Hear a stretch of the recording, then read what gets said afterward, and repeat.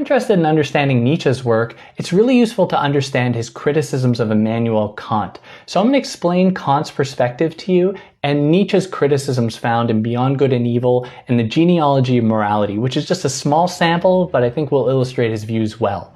Now, to grapple with Kant's work, it's important to understand the ways in which Kant tried to understand the world as being the extension of our minds. The world doesn't just exist out there. Instead, the world is the product of what he calls our transcendental faculties found within our minds that impose a kind of ordering upon the world and allow it to make sense to us and allow us to perceive space and time and cause and effect and to attribute a kind of rational ordering to the world.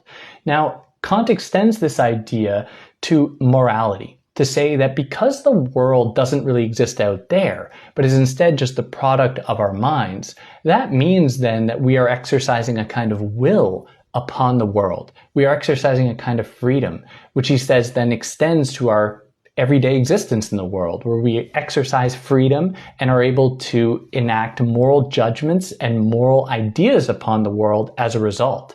And very much like the transcendental elements of experience, Kant believed that there are transcendental elements of morality. This can be reduced to what he called the categorical imperative, that everybody should be treated as an ends in themselves, not as a means to an end, and that everyone can act and has the ability to act in a way that allows them to construe how their action can be construed as a universal law, can be universally applied.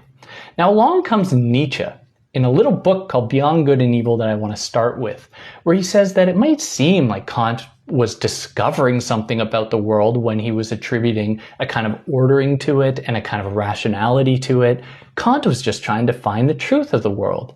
But Nietzsche says that this is actually an extension of what he calls the will to power, that he says is found all throughout the animal kingdom and in humans, that is less about finding the truth about the world and more about imposing a certain view of the world onto the world.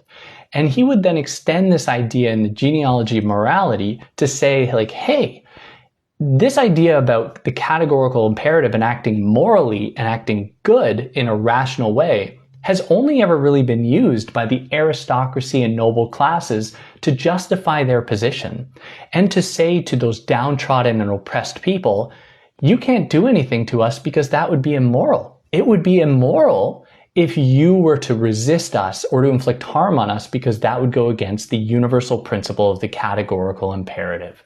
And those are the fundamentals of Nietzsche's work and his criticisms of Kant. Let me know whose side you're on.